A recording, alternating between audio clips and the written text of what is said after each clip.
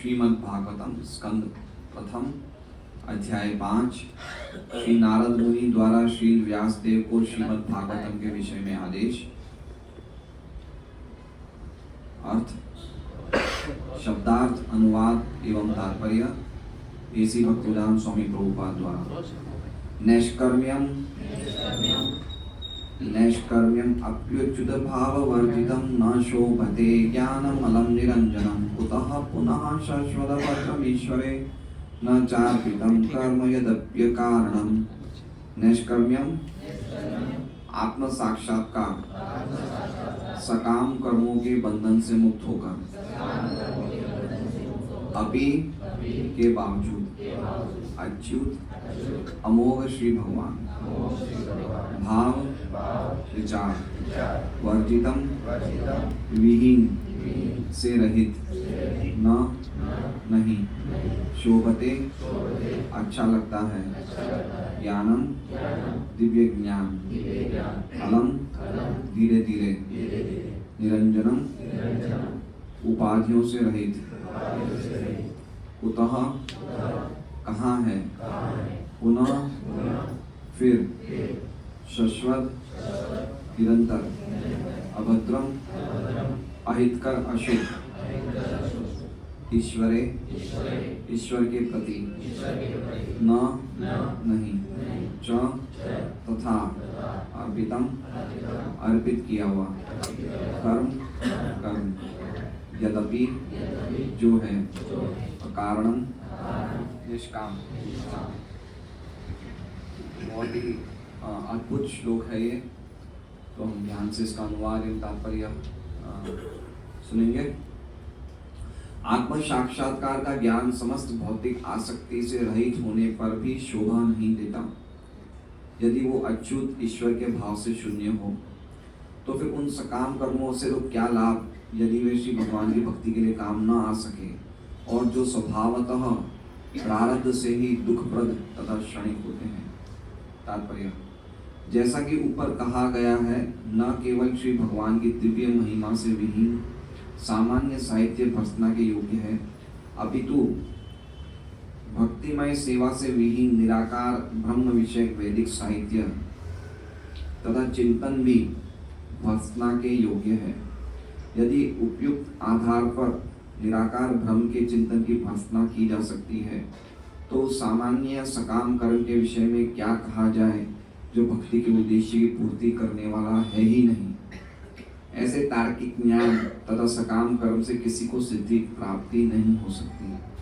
सकाम कर्म जिसमें लगभग सारे लोग लगे रहते हैं, या तो प्रारंभ में ही या फिर अंत में सदैव कष्टकारक होते हैं, कि तभी लाभप्रद हो सकता है जब इसे भगवत भक्ति के अधीन किया जाए। श्रीमद् भगवद गीता में इसकी पुष्टि की गई है कि ऐसे सकाम कर्म के फल को श्री भगवान की सेवा में अर्पित कर देना चाहिए, अन्यथा वो भौतिक बंधन का कारण होता है। सकाम कर्म के प्रामाणिक भोक्ता श्री भगवान हैं, और इसलिए जब इसे जीव की तृप्ति में लगाया जाता है तो ये भयंकर कष्ट का कारण बन जाता है। ओम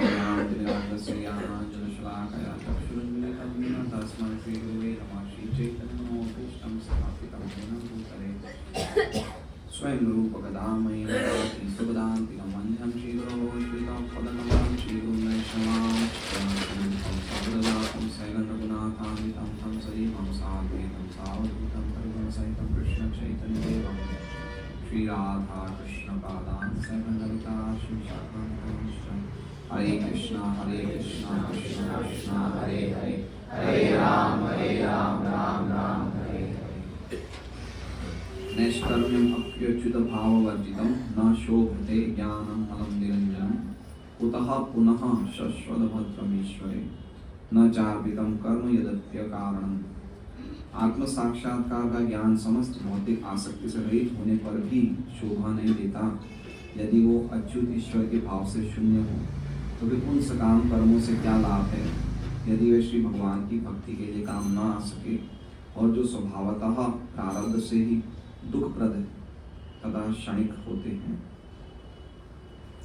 तो हम इस श्रृंखला में देख रहे हैं कि नारद जी वेद व्यास जी को बता रहे हैं उनके कारण कि क्यों परेशान है, क्यों असंतुष्ट हैं। जैसे हमने पिछले श्लोक में पिछली बार आप लोगों ने सुना होगा कि किस प्रकार के वैदिक साहित्य अगर जिसमें भगवान की कोई भी चर्चा नहीं हो, चाहे वो कितनी अच्छी तरह सजाए हुए लिखे हुए हों, लेकिन वो कौओं का तीर्थ माना जाता है।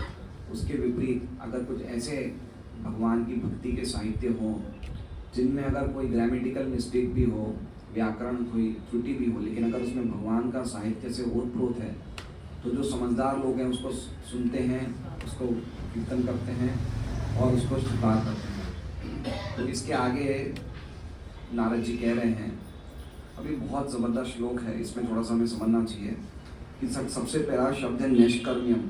नैष्कर्म्यम का अर्थ क्या होता है? नैष्कर्म्यम का अर्थ ये होता है कि कोई व्यक्ति आत्म साक्षात्कार की स्थिति पे पहुंच जाता है, ठीक है? वो मुक्ति के अवस्था में आ जाता है। वो ये समझ जाता है कि मुझे इन कार्यों से बंधन लगने वाला है और वो कार्य नहीं करता है। उसको पता चल जाता है कि मैं शरीर नहीं हूँ, मैं आत्मा हूँ। वो इस स्थिति पे भी आ जाता है। मतलब एक तरह से वो मुक्त हो गया समझना चाहिए एक तरह से। नैष्कर्म्य मतलब बहुत ऊंची स्थिति है, लेकिन इसमें लिखा है, शब्दार्थ में लिखा है आत्म साक्षात्कार। कर्म बंधन से मुक्त होकर आत्म साक्षात्कार की अवस्था पे पहुंच जाता है वो व्यक्ति।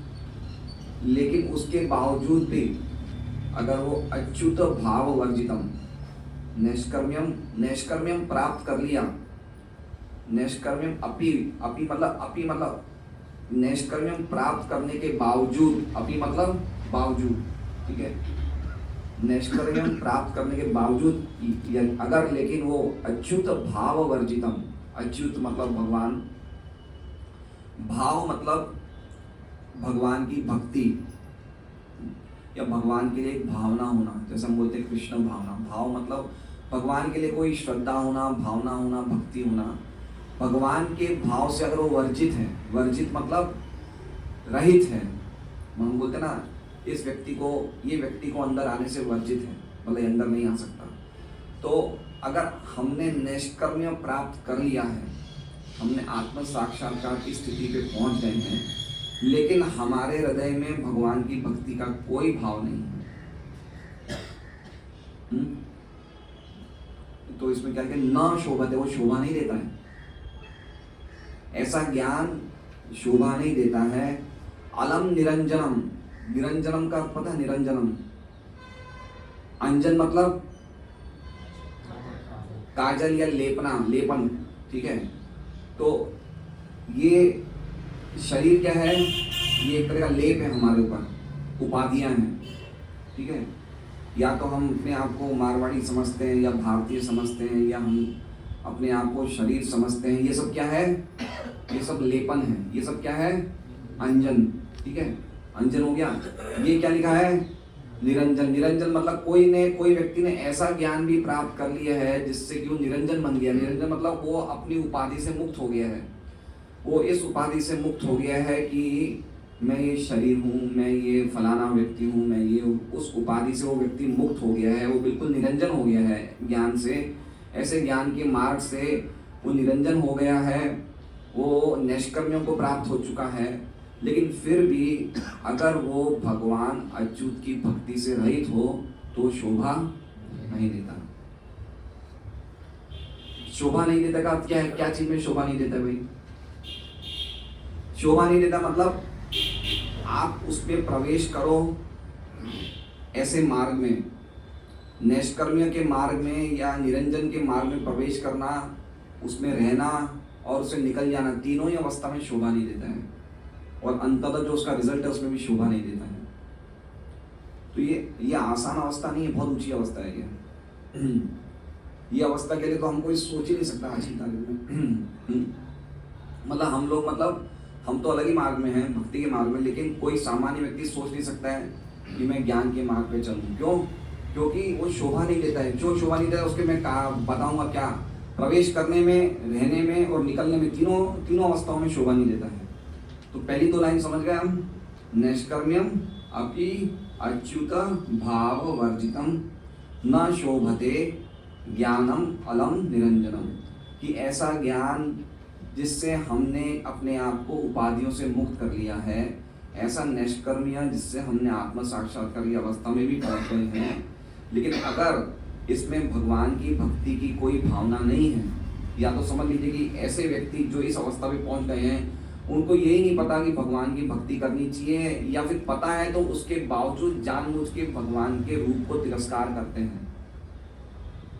जैसे भगवान गीता जी में कहते हैं, अवजानन्ति मामूढ़ा मानुषिम तनुमाशिकम परम भावम जानन्तो मम भूत महेश्वर, मतलब जो व्यक्ति मुझे सामान्य व्यक्ति समझता है और मेरे परम रूप की, मतलब मेरे स्वरूप को वो माइक समझता है, माइक मतलब ये माया के द्वारा बना हुआ है मेरा स्वरूप, ऐसा समझता है, वो बहुत बड़ा मूढ़ है।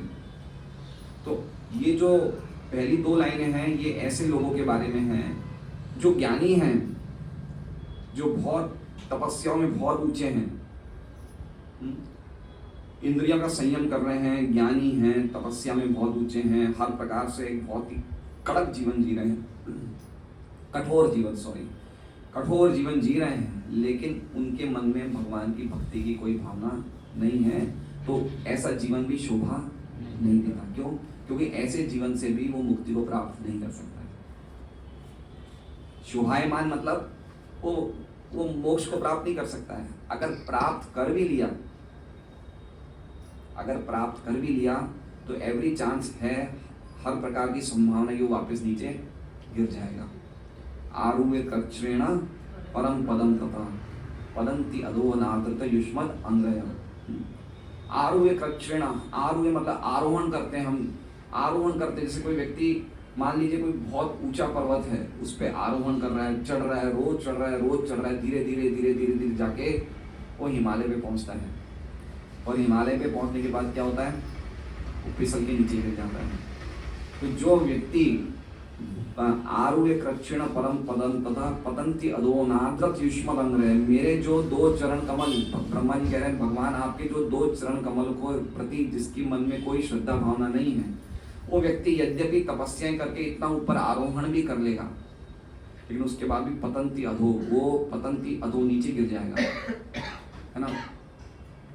जैसे हम लोग बचपन में एक गेम खेलते थे सांप सीढ़ी, है ना, वो क्या बोलते हैं उसे, डाइस बोलते हैं, हिंदी में क्या बोलते हैं, पासा। एक दो आते थे, धीरे धीरे चढ़ते थे, है ना, ऐसे चढ़ते थे, और पता है उसमें एक 99 पे एक बहुत बड़ा सांप होता था, वो सीधा 3 पे पहुंचा देता था, याद है। तो हम ऐसे पास ही कर करके, तो हम इतने जन्मों में तपस्या कर जो ज्ञानी व्यक्ति है, बहुनाम जन्म नामंते, बहुत जन्मों के बाद तपस्या कर करके ऊपर तक आता है, और 99 वाला सांप डस के वापस 3 पे आ जाता है। इसलिए इस वाले मार्ग पे बहुत गड़बड़ है। क्यों गड़बड़ है? क्योंकि वो बहुत बड़ा अपराधी है। क्यों अपराधी है? क्योंकि वो भगवान के रूप को स्वीकार नहीं करता है, ये सबसे बड़ा अपराध है। देखिए दो प्रकार के पतन होते हैं आध्यात्मिक मार्ग में, पर्टिकुलरली भक्तों के लिए 2 प्रकार के पतन होते हैं। एक होता है सैद्धांतिक पतन, और एक होता है इंद्रिय पतन या फिर नैतिक पतन, समझ लीजिए, ठीक है। इन दोनों में पतन में से कौन सा पतन ज्यादा खतरनाक है? नैतिक पतन मतलब मान लीजिए कि अब ये नरपत जी हैं, ठीक है, अब इनका भक्ति में बहुत गंभीरता से कर रहे हैं, अचानक कर रहे हैं, और अचानक क्या होता है, ये कुछ कारणों से ये 4 नियम करना छोड़ देते हैं। हम देख रहे हैं लारी पे खा रहे हैं, डिस्को क्लब में जा रहे हैं, तो ये क्या हो गया, ये इनका नैतिक पतन हो गया, है ना। और एक है ये क्या कहते हैं अपने, समझ लीजिए राधिकेश प्रभु, ये बहुत भक्ति में बहुत पक्के हैं, 4 नियमों का बहुत अच्छी तरह पालन कर रहे हैं, 16 माला बराबर कर रहे हैं, सब प्रकार का इनका नियम पक्का है। लेकिन ये सिद्धांतिक पतन के वश में आके ये समझते कि अंततः मैं धीरे धीरे ऐसे करके मुक्त हो जाऊंगा और भगवान से एक हो जाऊंगा। तो नरपत जी का नैतिक पतन हो गया, दोनों भक्ति में हैं, इनका नैतिक पतन हो गया, मतलब ये ऐसा नहीं समझ रहे हैं कि मैं भगवान से एक हो जाऊंगा या मैं भगवान से मुक्त होकर भगवान में विलीन हो जाऊंगा या भगवान और मेरे में कोई अंतर नहीं रहेगा। ये ऐसा नहीं समझ रहे, ये जानते हैं कि कृष्ण परमेश्वर है, मैं दास हूँ, मुझे इनकी सेवा करना है जन्म जन्मांतर, लेकिन कुछ कारण से नियमों का पालन नहीं कर पा रहे, चारों नियम तोड़ रहे हैं, चारों नियम तोड़ रहे हैं। राधिकेश प्रभु 16 माला अच्छी तरह कर रहे हैं, मंगल आरती अटेंड कर रहे हैं, 4 नियमों का पालन कर रहे हैं, लेकिन ये सोच रहे हैं कि अंततः जीव और परमात्मा एक है। तो एक का हो गया नैतिक पतन, एक का हो गया, अब खतरनाक कौन सा है दोनों के लिए?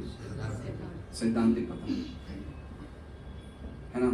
सैद्धांतिक पतन खतरनाक है क्योंकि अगर एक बार व्यक्ति ने ये सोच लिया कि मैं और भगवान एक है, भगवान का तो कोई रूप ही नहीं है, अंततः आत्मा ही परमात्मा है, यद्यपि वो भक्ति भी कर रहा है लेकिन कोई उसका आश्रय नहीं है, बच नहीं पाएगा वो। नैतिक पतन में क्या है, मान लीजिए कुछ समय के लिए इन्होंने नियम तोड़ दिए, लेकिन कैसे ना कैसे उसे भगवान कहीं ना कहीं से बचा लेंगे। इसलिए भक्ति के मार्ग में जो गिरता भी है ना, वो वैसे नहीं गिरता जो दूसरे मार्गों में लोग गिरते हैं। भक्ति के मार्ग में फिर भी बचा, कहीं ना कहीं बच जाता है। एक प्रभुपाद जी के शिष्य थे जिनको प्रभुपाद जी ने पुजारी की सेवा बताई थी मंदिर में, तो पुजारी की सेवा करते थे, फॉरेन की बात है। तो अब फॉरेन में तो क्या है कि लोग अलग अलग बैकग्राउंड से, उनका पूर्व जीवन तो बड़ा जैसे कहते हैं अजीबोगरीब हुआ करता था, विचित्र पाप में पूर्व जीवन, भक्ति के आने पहले वाला जीवन। तो पुजारी जी वो जो शिष्य थे पुजारी की सेवाएं करते थे, तो सेवा करते करते करते उनके मन में विचार आने लगे। कभी कभी एक ख्याल आता है, तो क्या ख्याल आता था, अरे यार मैं भक्ति के पहले तो मैं सर्फिंग, वो सर्फिंग करते थे, सर्फिंग पता है वो अगर आपने देखा होगा कि समुद्र होता है ना, समुद्र एक पतली लकड़ी की पट्टी होती है, ठीक है, और वो व्यक्ति लकड़ी की पट्टी पे खड़ा हो जाता है, एक नाव डोरी पकड़ लेता है और नाव तेजी से चलती है, मोटर बोट, तो पीछे वो सर्फिंग करता है, देखा है कभी? वो लकड़ी की पट्टी से ऐसे समुद्र की लहरों पे ऐसे ऐसे ऊपर नीचे करता था, वो व्यक्ति उसका वो काम सर्फिंग के खेल में बहुत एक्सपर्ट था। तो उसको पुजारी बनने के बाद वो बातें याद आती है, अरे मैं सर्फिंग करता था, कहाँ ये पुजारी में बन गया। उसके मन में इतना दृढ़ विचार आ गया, जैसे हमारे मन में कभी कभी आ जाता ना, अरे यार कितने अच्छे थे, लग गए इसमें, क्या क्या घूमने जाते थे, पिक्चर देखने जाते थे। तो उसके मन में बहुत दृढ़ता से ये मनन होने लग गया कि ये क्या कर रहा हूँ मैं, पुजारी दिन भर इसी काम में रहना पड़ता है 24 घंटे। वो काम काज पुजारी का काम छोड़ देता है और वापस कहाँ चला जाता है, सर्फिंग में चला जाता है। एक दिन सर्फिंग करता है, सर्फिंग करते करते समुद्र के बीच में चला जाता है और वहाँ पे क्या होती है, शार्क मछली होती है। शार्क मछली देखिए, मतलब शार्क मछली अगर आप देख लोगे तो देखते ही आप डर जाओगे। वो व्यक्ति को जिंदा नहीं, उसको ऐसे चबा दी जैसे हम कोई वो टुकड़े के चूरे करते ना, कागज के टुकड़े, ऐसे चबा देती है व्यक्ति के शरीर को। अब जैसे शार्क मछली को देखा उसने, उसके सब आरतियां याद आ गई, नरसिंह याद आ गई, बोले मैंने छोड़ दिया भगवान आपको, मैं कभी नहीं कर रहा हूँ, मुझे इससे बचा लो। अब कैसे ना कैसे वो शार्क मछली ने उसमें हमला नहीं किया, वो कैसे ना कैसे बच के आ गया, वापस मंदिर में भागता भुगता आ गया।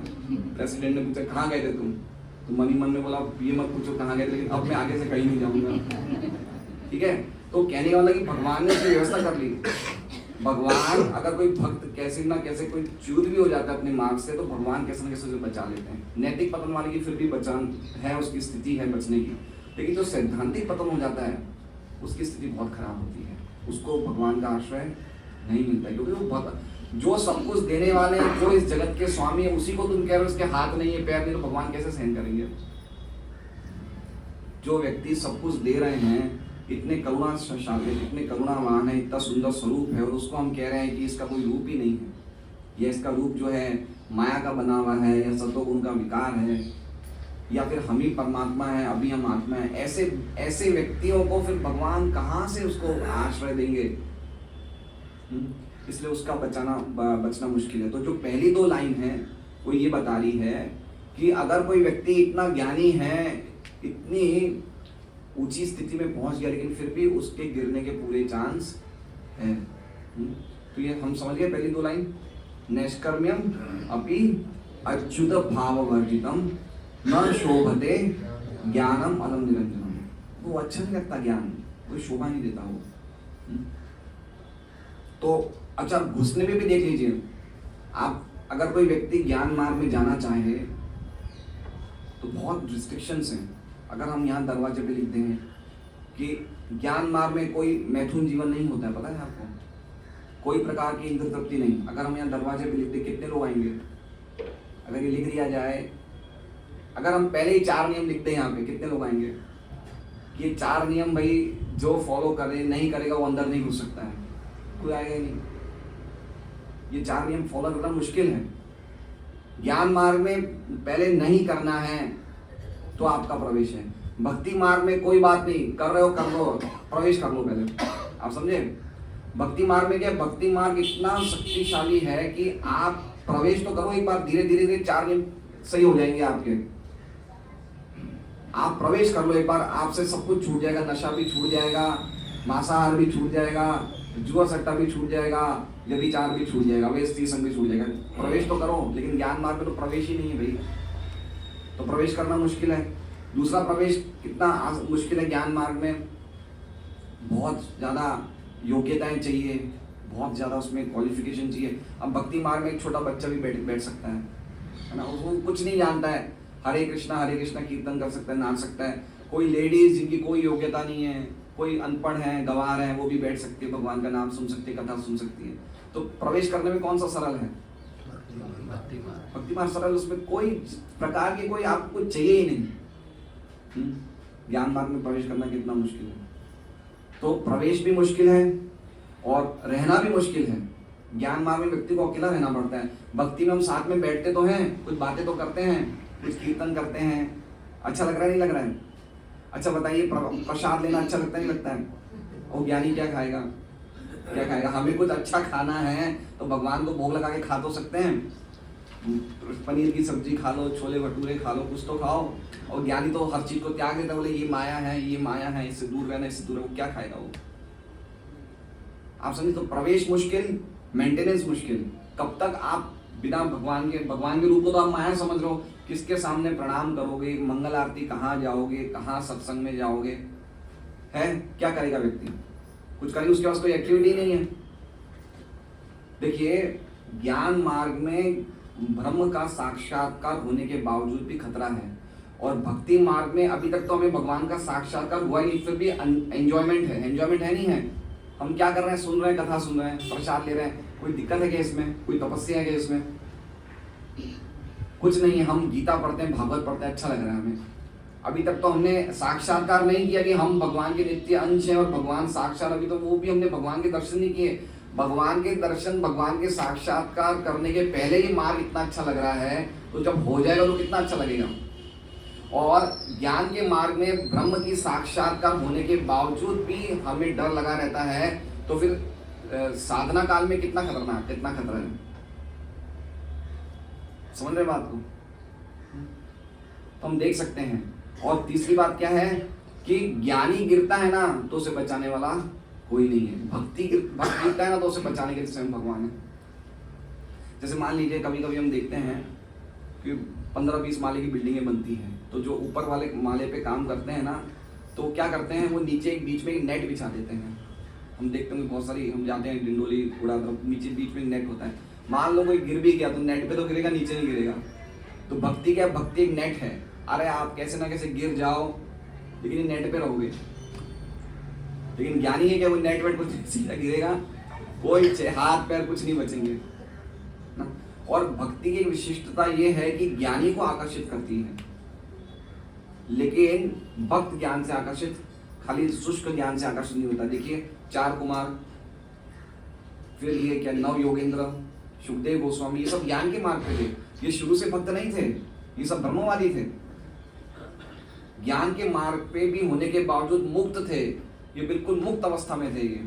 ये प्रकृति के नियमों से, 4 नियमों से, क्या कहते हैं, प्रकृति के 3 गुणों से मुक्त थे। ये समझ गए थे कि हम शरीर नहीं आत्मा, लेकिन ये भी भगवान की भक्ति से आकृष्ट हो गए। तो कहने का मतलब ये है कि तीनों मार्ग में, तीनों अवस्थाओं में, प्रवेश करते टाइम, मेंटेनेंस के टाइम और निकलते टाइम, तीनों अवस्थाओं में भक्त बिल्कुल सिक्योर है। इसलिए इसमें लिखा है शोभा नहीं देता। शोभा नहीं देता मतलब अंततः भक्त का एक निश्चित तो है कि मैं भगवान के धाम जाने वाला हूँ। ज्ञानी की कोई गारंटी नहीं वहां से वापस आ सकता है। खाली उसका एक कारण है, वो भगवान के रूप को नहीं मानता, बस मान लीजिए कि उस व्यक्ति ने, ज्ञानी ने, नैष्कर्म्य की अवस्था में पहुंचने के बाद भी उसकी पूरी अज्ञानता नष्ट हो गई, लेकिन भगवान के रूप को नहीं मानने से भगवान की अचिंत्य शक्तियों द्वारा उसके मन में वापस वासनाएं पैदा हो जाती हैं। भगवान के लिए मुश्किल है कि भगवान अचिंत्य शक्ति वाले वापस वासना पैदा कर देंगे उसके मन में, वापस वासनाएं पैदा कर देंगे, वापस उसकी अज्ञानता हो जाएगी। इसलिए ये मार्ग बहुत खतरनाक है, इसलिए शोभायमान मार्ग नहीं है। इतना अच्छा मार्ग दिख रहा है हमें, व्यक्ति हर प्रकार से इंद्रियों का पालन कर रहा है, इनके संयम का। एक चैतन्य चरितामृत में कथा आती है, चैतन्य चरित में 2 प्रकार के इंस्टेंस आते हैं जिससे हमें पता चल सकता है कि भगवान पसंद नहीं करते ऐसे लोगों को, यद्यपि वो भक्ति कर रहे हैं। ऐसे लोग भी जो मायावादी होते हैं या शुष्क ज्ञान के मार्ग पे होते हैं, ये भी महामंत्र का जप करते हैं, ये भी राम राम करते हैं। इनकी इच्छा क्या है? मुक्ति पाना, या फिर भगवान से एक होना, या फिर स्वयं परमात्मा बन जाना। तो चैतन्य चरितामृत में 2 उदाहरण आएंगे। एक तो जब चैतन्य महाप्रभु ने संन्यास लिया था, संन्यास के बाद वो राढ़ देश में, राढ़ देश मतलब बंगाल का एक एरिया, वहाँ पे वो विचरण कर रहे थे। तो गडरिये थे, गडरिये होते हैं ना भेड़ बकरी पालने वाले, वो हरि बोल बोल रहे थे, हरे कृष्णा चैतन्य महाप्रभु बड़े खुश हुए, बोले तुम्हारा तो जीवन सफल हो गया। खाली 2-4 बार हरे हरे कृष्णा हरे बोला उन्होंने, चैतन्य महाप्रभु सब बच्चों के बड़े खुश हुए। और एक का नाम था रामदास विप्र। वो जब रघुनाथ भट्ट वाराणसी से चैतन्य महाप्रभु को मिलने के लिए जगन्नाथपुरी जा रहे थे, तो रामदास विप्र ने उनका साथ दिया। और ये रामदास विप्र बहुत पढ़े लिखे थे, बहुत ज्ञानी थे, और 24 घंटे राम राम बोलते थे।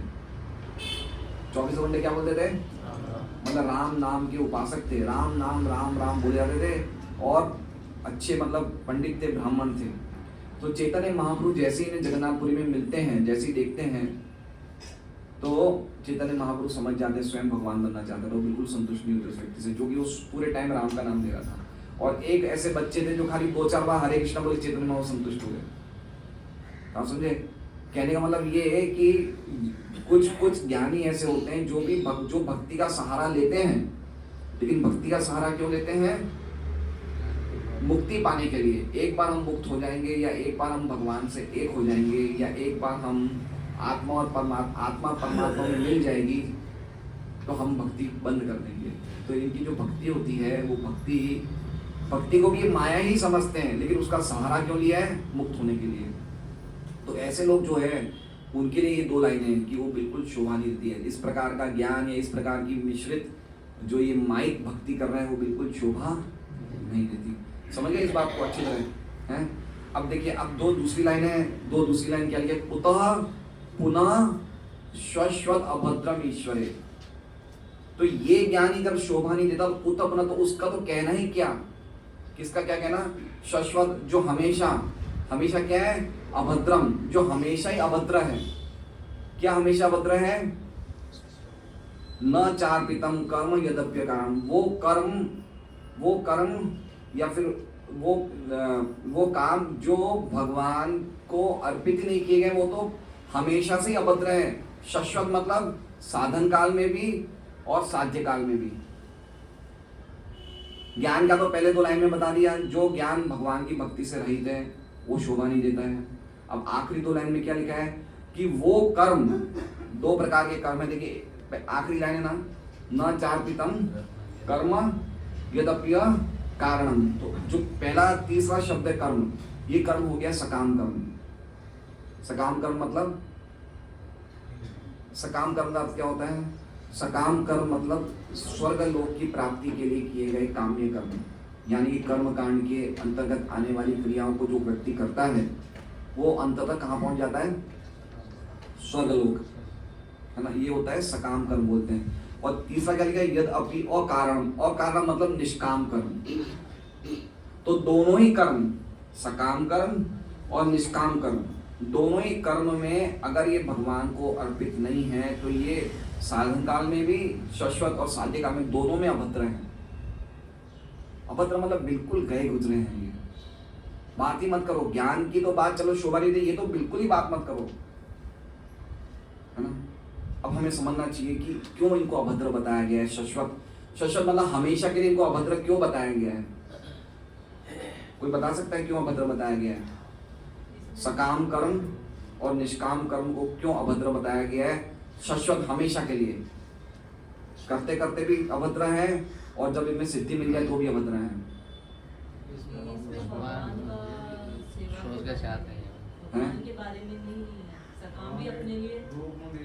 भगवान के बारे में नहीं है, ठीक है, लेकिन अभद्र क्यों है?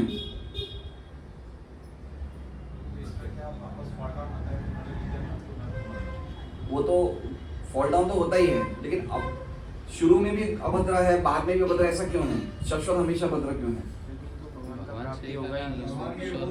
देखिए, हाँ वो ठीक है, आप सबकी बात सही है, लेकिन इसमें सिंपल वर्ड है, आप समझिए बात को।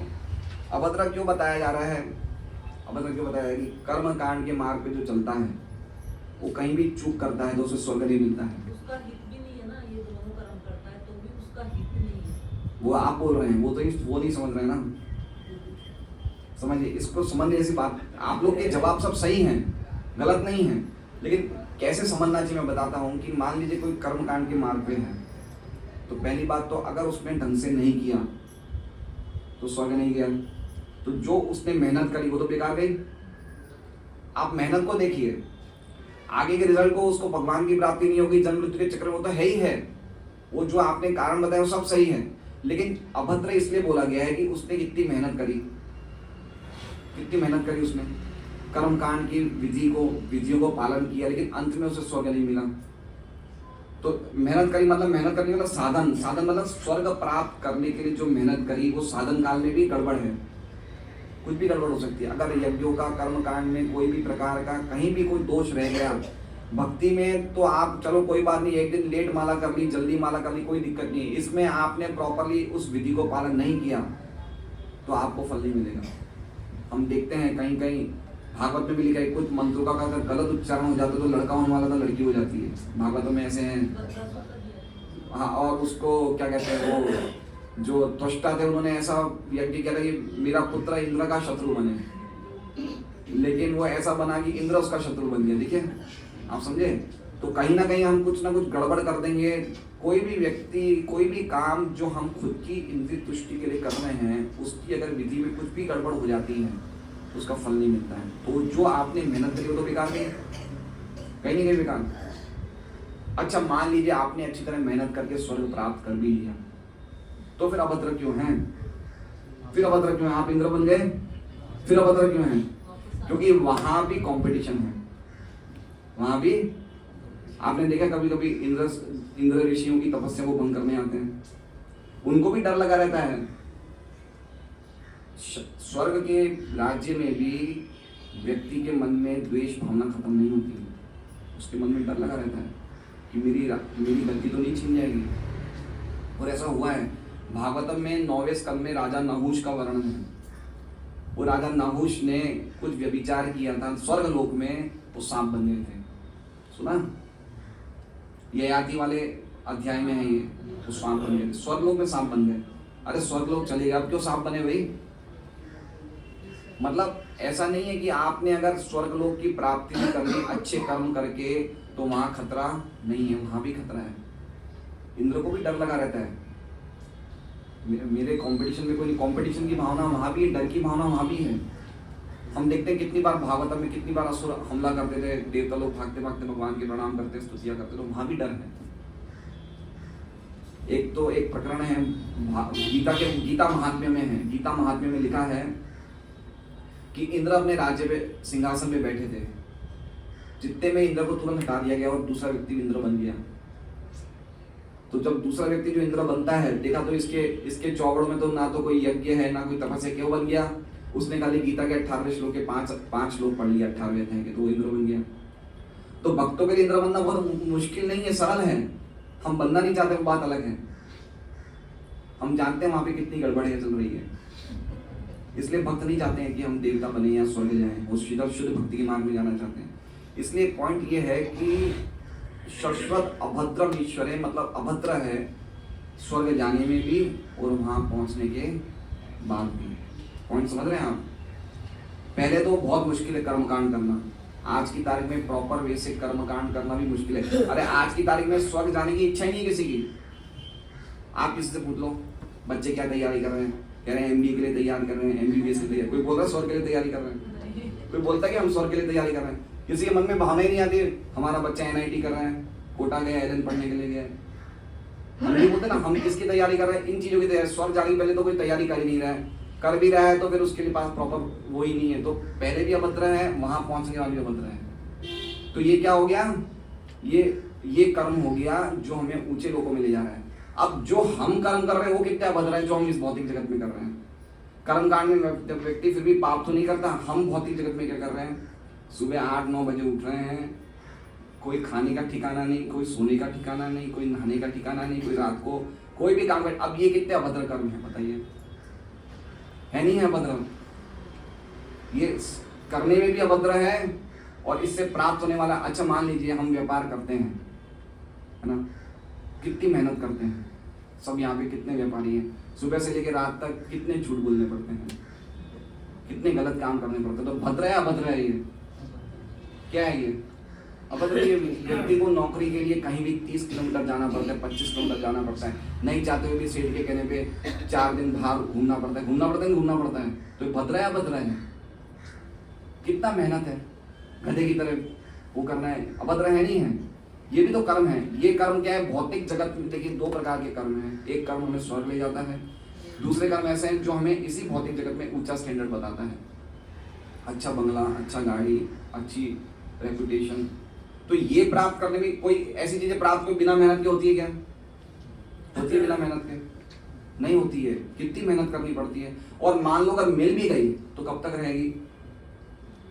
वो भी नहीं है गारंटी। कोई एक गड़बड़ काम कर दिया तो एक झटके में आप 0 हो जाओगे। देख लीजिए एग्जाम्पल ले लीजिए, कितने बड़े बड़े काम। नीरव मोदी का नाम सुना है? PNB में घोटाला किया, इतना करोड़पति व्यक्ति था, अरबपति व्यक्ति था, आप जेल में है, देश छोड़ के भाग गया।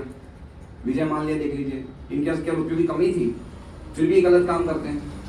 और एक बात और गड़बड़ है इसमें, देखिए एक बात बताता हूँ आपको, जितना ज़्यादा हम भौतिक जगत में ऊंचे जाएंगे ना, इतना ज़्यादा हमें कोई ना कोई ग्लानि की महसूस बढ़ जाएगी। कोई ना कोई चीज़ की ग्लानि की महसूस हमें हो जाएगा। मान लीजिए कि आज आपके पास 4 गाड़ियाँ हो, 4 गाड़ी होने के बावजूद भी मन में एक ग्लानि वापस पैदा हो जाएगी, यार ये वाली गाड़ी नहीं थी, है ना। कोई ना कोई ग्लानि हो जाएगी। ये भौतिक जगत का, आप भौतिक जगत में कितनी भी ज्यादा प्राप्ति कर लो, आपके मन में ग्लानि रहेगी कि कहीं मैं कम रह गया, कहीं कमी रह गई है। तो ये अभद्र हुए नहीं हुए? करने में भी अभद्र, प्राप्त करने में भी अभद्र। और अगर आप, अच्छा ये हमने सुना है कि कोई व्यक्ति 30-40 साल तक खूब गधे की तरह नाकाम कर रहा है, नौकरी कर रहा है, व्यापार कर रहा है, अब वो भक्ति में आ गया। कभी आपने ऐसा सुना है कि 30-40 साल तक भक्ति करता उसके बाद ही काम धंधे में आ गया? कभी सुना है? 30 साल तक इसने खूब भक्ति करी, अब ये वापस दुकान पे बैठ गया? कभी सुना है? मतलब क्या चीज है? किसमें रस है? अगर कर्म में ही रस होता, इसमें लिखा है अगर कर्म में रस होता तो व्यक्ति भक्ति क्यों छोड़ता, है ना। अच्छा मान लीजिए कि विष्णु भगवान प्रभु है, आज से 5 साल पहले भक्ति में नहीं थे, ठीक है, आप थे 5 साल पहले भक्ति में, 5-6 साल पहले नहीं थे, क्या आप कितनी बजे उठते थे सुबह? हैं 9 बजे, ठीक है। अब इनका मान लीजिए इनको बोल दिया जाए कि विष्णु भगवान प्रभु आप एक बार भक्ति छोड़ दीजिए, आप वापस जिस जीवन में जी रहे थे ना 6-7 साल पहले, वही जीवन को वापस जिए, तो जी पाएंगे क्या?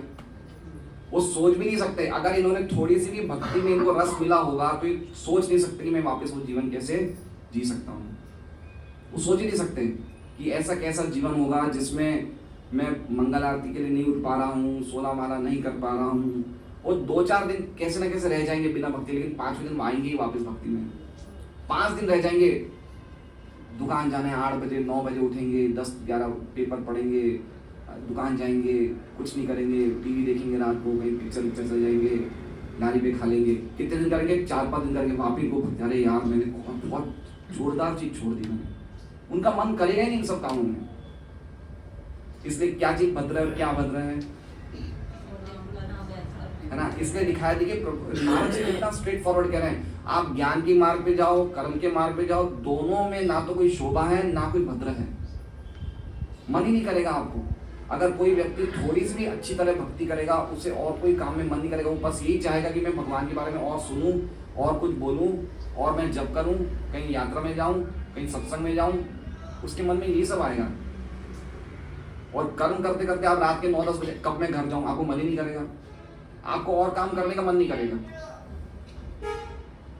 इसलिए दोनों प्रकार के कर्म, स्वर्ग जाने वाले कर्म और भौतिक जगत में अच्छे रहने वाले कर्म, दोनों ही प्रकार के कर्म शुरू में भी अभद्र है, बाद में भी अभद्र है, यद्यपि अगर हमने इनको भगवान को अर्पित नहीं किए तो। और कारण मतलब निष्काम कर्म, जो व्यक्ति निष्काम कर्म के मार्ग पे भी है, निष्काम मतलब ये नहीं चाहते कि हम इन कर्मों से ऊंचे जाएं, वो कर्म भी अगर वो भगवान के लिए नहीं करते हैं, वो खाली एक अच्छे व्यक्ति बनने के लिए करते हैं, तो वो भी भद्रा नहीं माने जाते, है ना। सकाम कर्म और निष्काम कर्म दोनों ही अगर भगवान के लिए नहीं हो तो क्या हो गए, वो अभद्र हैं शाश्वत, हमेशा, शुरू में भी बाद में। ठीक है, इसलिए भक्ति ऐसा मार्ग है जिसमें कंपटीशन रहित मार्ग है, इसमें कोई कंपटीशन नहीं है। कर्मों में कंपटीशन है। अभी लक्ष्मी नारायण जी है, ये इनकी एक दुकान है, इनकी दुकान में रोज 50 पार्सल पैक होते हैं।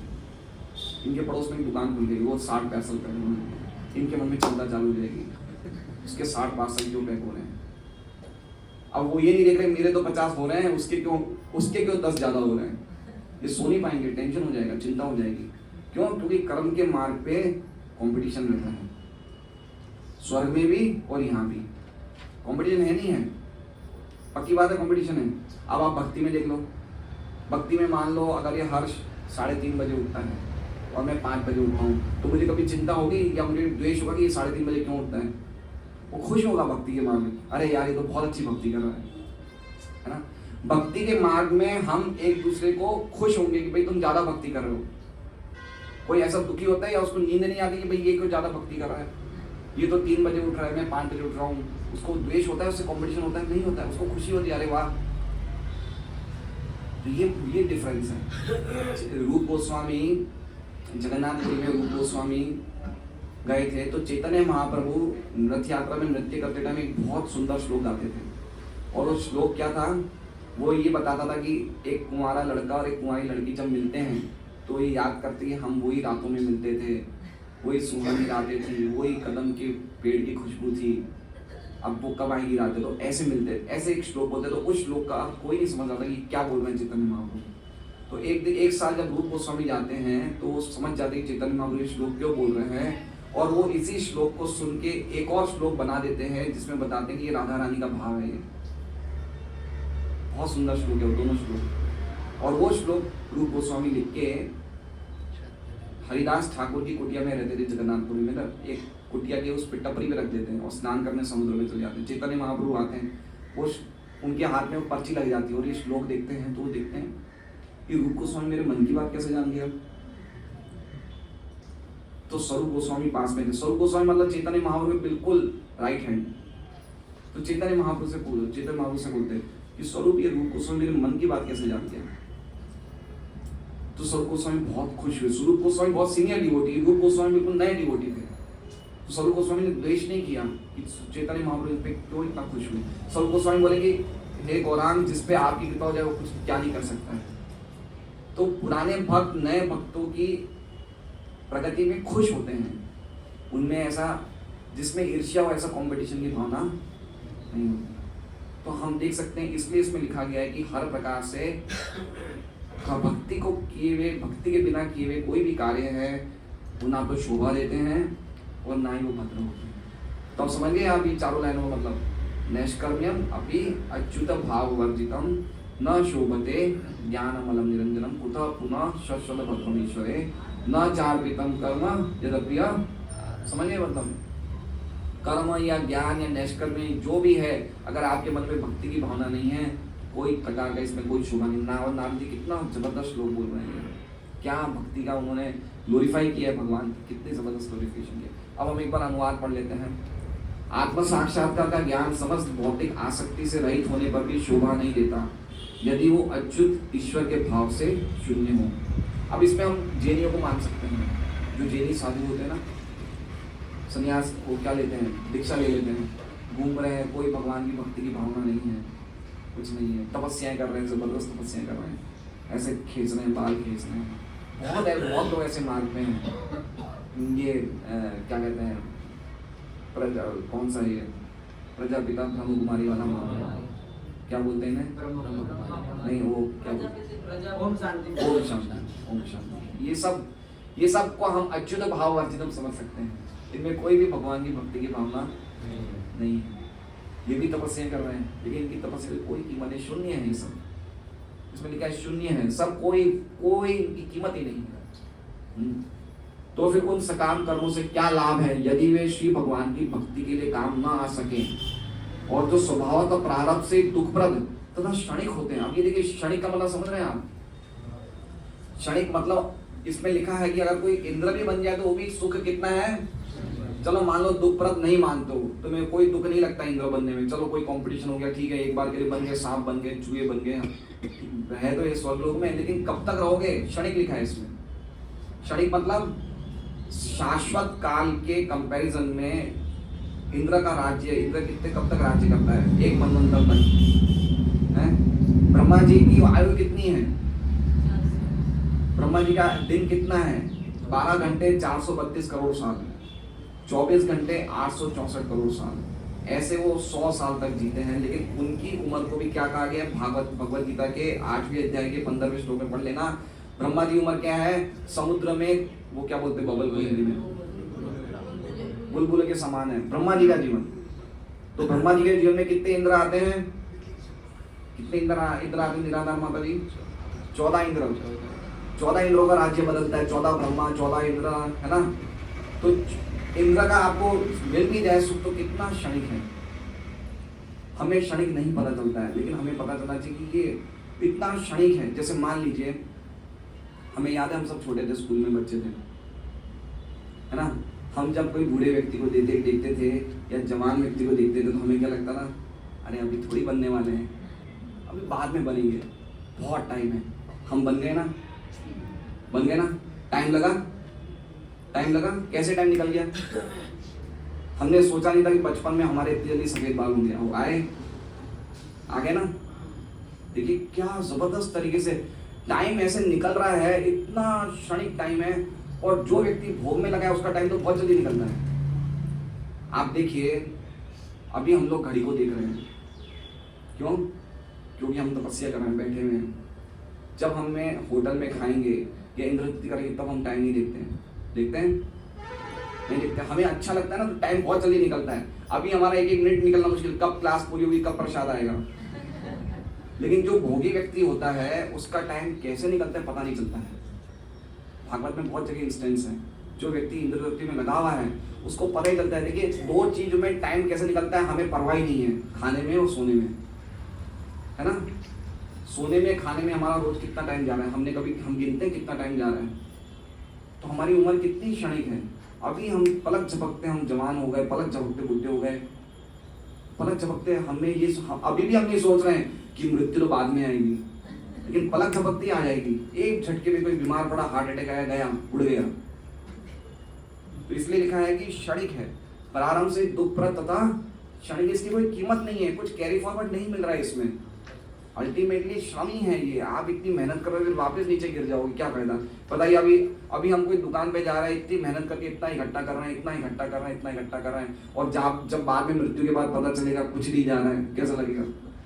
एक व्यक्ति को सेविंग्स की बहुत आदत थी। वो रिकरिंग बैंक अकाउंट होता है ना, रिकरिंग बैंक अकाउंट, वो कुछ ना कुछ जमा करता था।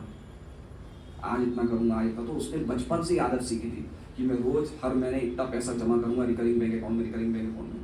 तो ऐसे 50-60 साल तक करता रहा। 65-70 साल के समय में उसकी अंतिम समय आ गया, डॉक्टर ने बोला तुम जी नहीं पाओगे। तो उसने बोला यार मैंने तो इतना पैसा इकट्ठा किया था। तो बोले एक बार मुझे खाली वो बैंक के मैनेजर से पूछने दो, मैंने कितना पैसा हुआ तो बताओ जरा। तो उसने बैंक मैनेजर से बुलाया उसके पास, बोला मैनेजर साहब मैं इतने सालों से रिकरिंग में इतना जमा कर रहा हूँ, मुझे बताओ मेरे अकाउंट में कितना पैसा है। तो बैंक मैनेजर ने पता क्या बोला? 0। बोले 0? मैं 50 साल तक मैंने पैसा जमा किया, आप 0 बता रहे हो? तो बैंक मैनेजर ने बोला कि आप गलत अकाउंट में डाल रहे थे। किस में डाल रहे थे? गलत अकाउंट में डाल रहे थे। आप समझे? मतलब हम जो मेहनत कर रहे हैं किस में कर रहे हैं? गलत अकाउंट में कर रहे हैं। आप बात समझे? वो गलत अकाउंट में डाल रहा था, उसका अकाउंट नहीं था और ही कोई अकाउंट नंबर में डाले जा रहा था। उसने अकाउंट नंबर गलत डाल दिया था, पता चल गया था। उसने नाम पूछा कि मेरा नाम हिरेन शर्मा है, कितने रुपया है? बोले इसमें 1 रुपया नहीं। क्यों? बोले आप अकाउंट नंबर ही गलत था, आप गलत अकाउंट में डाल रहे थे। अभी भी कभी कभी हो जाता है ना, गलत अकाउंट में पैसा डालते, कहाँ जाएगा हमारे अकाउंट में? तो पॉइंट ये कहना है कि जो कर्म और ज्ञान के मार्ग में जो भक्ति से रहित है वो गलत अकाउंट में मेहनत कर रहे हैं, उनको कुछ नहीं। कितनी इंपॉर्टेंट बात है, ये हमें समझना चाहिए कि हम लोग जो मेहनत कर रहे हैं, जो भगवान की भक्ति से रहित है, वो कोई काम की नहीं है। ये नारद जी कह रहे हैं, हम नहीं कह रहे हैं। वेद व्यास जी को, वेद व्यास जी जो पूरे साक्षात भगवान के अवतार हैं, उनके शिष्य के रूप में उनको कह रहे हैं। तात्पर्य जैसा कि ऊपर कहा गया, न केवल श्री भगवान की दिव्य महिमा से विहीन सामान्य साहित्य भर्सना के योग्य है, अपितु भक्ति में सेवा से विहीन निराकार ब्रह्म विषय वैदिक साहित्य तथा चिंतन भी भर्सना के योग्य है। मतलब समझे? मतलब वेद व्यास जी ने ऐसे वैदिक साहित्य लिखे जो ज्ञान कांड भी है, कर्म कांड भी है। भगवान की चर्चा है उसमें, ऐसा नहीं भगवान की चर्चा नहीं। महाभारत में गीता जी है, भगवान के बारे में कहा गया है। वेद व्यास जी ने सब लिख दिया था, वेदांत सूत्र महाभारत सब लिख दिया था। भगवान की चर्चा है, भगवान को हम समझ सकते हैं इन शास्त्रों के द्वारा। लेकिन गड़बड़ क्या थी? बहुत थोड़ा थोड़ा लिखा था। नारद जी बोलते थोड़ा थोड़ा नहीं चलेगा, तुम भगवान में डुबकी लगाओ, ऐसा ग्रंथ लिखो जो living in Krishna, understanding Krishna नहीं चलेगा। एक तो होता है भगवान को समझना और एक होता है भगवान के अंदर ये जीवन जीना। तो भक्ति मार्ग क्या है? भगवान के अंदर living in Krishna, not understanding Krishna. Narad ji ने, वेद व्यास जी ने जो शास्त्र लिखे वो अंडरस्टैंडिंग वाले लिखे। धीरे धीरे व्यक्ति भगवान तक पहुंचेगा। उनकी भी इच्छा तो ये थी कि भाई व्यक्ति भगवान तक ही पहुंचे, क्योंकि उन्होंने क्या किया? भाई मैंने पद्म पुराण लिखा, ये पुराण लिखा, वेदांत सूत्र लिखा, भगवान की चर्चा करी है। लेकिन नारद जी बोले इससे काम नहीं चलेगा, तुम ऐसा साहित्य बनाओ जिसमें भगवान के अलावा कुछ हो ही नहीं। व्यक्ति उसके अंदर डुबकी मार दे तो उसके बाहर ही नहीं निकलना चाहिए उसे, वो है भागवतम। तो तुम लिविंग इन कृष्णा वाला साहित्य बनाओ, अंडरस्टैंडिंग वाला नहीं चलेगा।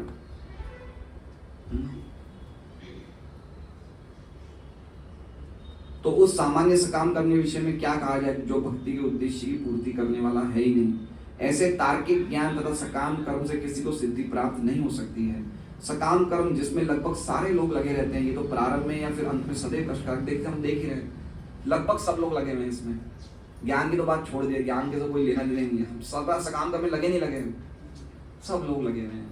सुबह 8 बजे से चालू हो जाती है, रात के 8-9 बजे तक चलता रहता है, 10 बजे तक, 11 बजे तक। लेकिन सबको कष्ट मिल रहा है, फिर भी लगे हुए हैं, क्योंकि इनको भक्ति का रस नहीं मिल रहा है ना। भक्ति का रस मिल जाए ना तो सही हो जाएगा।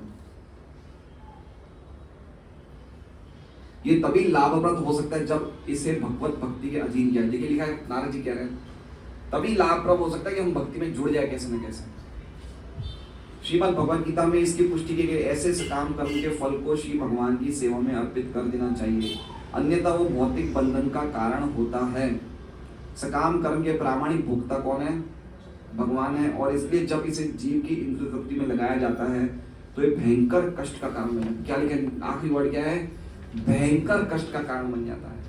मतलब मान लो कि अगर हम सकाम कर्म में लगे हुए भी हैं, पैसा कमा भी रहे हैं, लेकिन अगर हम इस पैसे को भगवान की सेवा में नहीं लगाएं, पहले तो हम ज्ञान के मार्ग में नहीं, चलो ठीक है, भक्ति तो है ही नहीं ज्ञान के मार्ग में, अब जो कमा रहे उसे भी भगवान की सेवा में नहीं लगाए तो क्या होता है? ये भयंकर कष्ट का। तो एक महाराज बोलते हैं भयंकर कष्ट का कारण एक एग्जाम्पल देते कि आप नाव में बैठे हैं, नाव चल रही है, अब नाव में पानी बढ़ता जा रहा है और इतना पानी बढ़ गया कि नाव डूब गई। तो वो व्यक्ति जिसका धन बढ़ता जा रहा है लेकिन वो भगवान की सेवा में, तो धन लेके डूब जाएगा, धन उसको लेके डूब जाएगा, डुबा देगा। आप समझे? नाव में जैसे पानी बढ़ता है वैसे ही अगर व्यक्ति पैसा कमा रहा है, खूब प्रगति कर रहा है सकाम कर्मों में, लेकिन अगर वो सेवा भगवान में नहीं लगा रहा है तो पैसा उसे ले डूबेगा। इसका मतलब ये हो गया अत्यंत भयंकर कष्ट। लिखा है भयंकर कष्ट का कारण बन सकता है। कष्ट नहीं लिखा है, कौन सा लिखा है? भयंकर कष्ट का कारण। हम नहीं समझ सकते, हम जो कार्य कर रहे हैं उसका क्या फल मिलेगा हमें नहीं पता, लेकिन जो भी फल मिलेगा बहुत ही खराब मिलेगा अगर वो भगवान की भक्ति से नहीं। हरे कृष्ण। श्रीमद् भागवतम की जय, श्रील प्रभुपाद की जय।